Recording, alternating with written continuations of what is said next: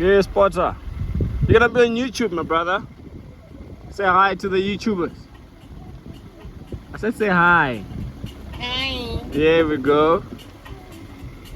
Welcome back to Sucha South Africa. I'm Nicky Nash as always, and today I'm out in Sandton, so I'm not out anyway. But I am launching a new vehicle. This is a facelifted Opel Corsa. I've had the Opel Corsa on test in the year 2021, so click the pop-out banner there to go to that review. But today I'm going to tell you about this facelifted one, if there is any changes. But I'm not alone in the car. As you can see, I am not driving, so there is someone else driving, and it's Mr. Greg Dennis. What's up? So I'm going to put his channel link in the description box below. Guys, please go and subscribe. Let's get Greg to 10,000 subscribers. He wants 10,000.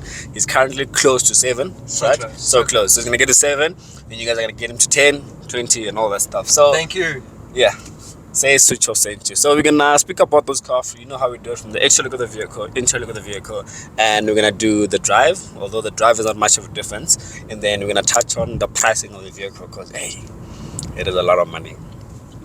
So moving on to starting off with the extra look of the vehicle. I think personally there's not much of a difference from the rear end. Starting from the rear, the only thing that I can see that is a difference is that the badge at the back is blacked out in all models in this GS line that I'm in. This is the top of the range. Side profile is exactly the same. I think the alloy wheels have been changed. When you move on to the front, the grille is a bit different. They've went for like a flash grille, basically giving off this electric vibe, although it's not electric. And then they give different types of headlights. That's the only changes. Moving on to the interior, and listen to me carefully.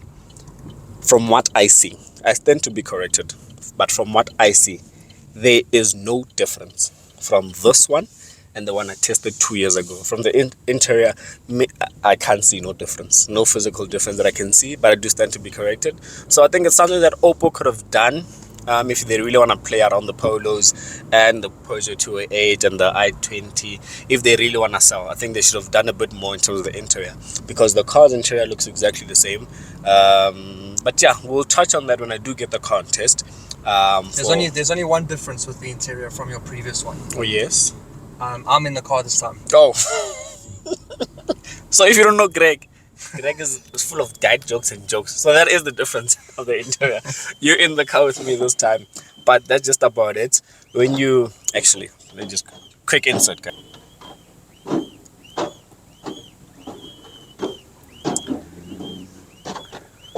A dance crew or something, come to Sandton. There's these guys, they'll sort you guys out. But back to the vehicle. Speaking about the drive of the vehicle, so there's 3 model ranges. I'll put the names on the screen down below. So you get a 2 come with 74 kilowatts, and then the one we in has 96 kilowatts, right? So personally, I'm not mad at it because they haven't changed much, but I do wish they could have done a bit more in terms of the power and the pricing of the vehicle. And I think the pricing of the vehicle is so it starts at 374,000 rand for the 70 kilowatt one. So it's a lot of money already at 374,000 rand. The one I'm in is 460,000 rand. So let me give you what you get for that 760. Well, what you don't get for that 460,000 rand. You don't get a glass sliding panoramic sunroof. That's one. The competition has that. You do not get keyless entry and keyless start. So if you're wondering what keyless entry and keyless start is, keyless entry is when you get into the vehicle, you do not need to press on the key. That's what keyless entry is. Keyless start is you do not need to. Okay, Greg switched off the car, so you still need to stick it in the ignition. So Greg just showed you had to switch off the car. So, well, pun not intended over there.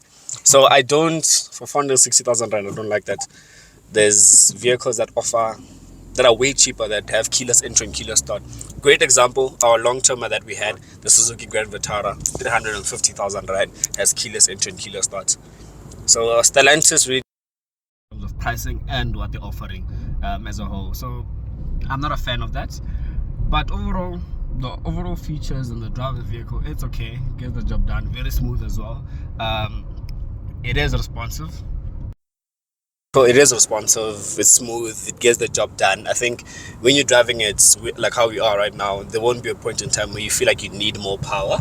I think the power has been sufficient, honestly. It's been it's been fruitless. Like everything is there when you need it, it gets the job done. I think that worked perfectly. Greg, is there anything you want to speak about with the vehicle? No, this is my first time I'm driving it, so I've been pretty impressed with how it drives in terms of its power in particular, because I didn't expect it to have as much oomph as what it does. But Yes. I think you can definitely feel those over 90 kilowatts in a small car. It definitely makes a big difference. So yeah, drives really nicely. And what do you think about the pricing of the vehicle? I mean, it has to be said that pricing for cars in 2024 general, in general is just absolutely nuts. I mean, if you're spending R1 million on a CRV, then if you're spending over 370k for a hatchback, I mean, it's to be expected. Not that I agree with it. Yes. But it's to be expected. It is still expensive though, I feel. Yeah, so if you go to the Change Cars website and you look at the finance calculator and you try finance this vehicle, and so you take this car at its price, the one that we're in, at 460,000 rand, with no balloon payment, no deposit, at an interest rate of 12.25% over a period of 5 years, which is 60 months, you're looking at paying 10,200 rand. Yeah, and that is a lot of money, guys. 10,000 is a lot of money, and I personally, looking at the competition that this car competes with, For a Corsa. yeah, the competition, there's the Corsa one, Yeah. there's the i20, there's the Polo, there's the Peugeot 208. I'm sure I'm missing a few, but there's a lot of cars, and I think I'd rather go there.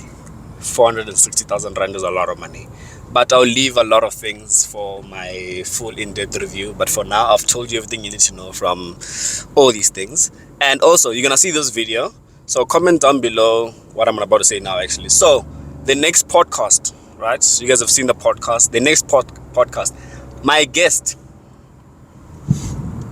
yeah, it's him.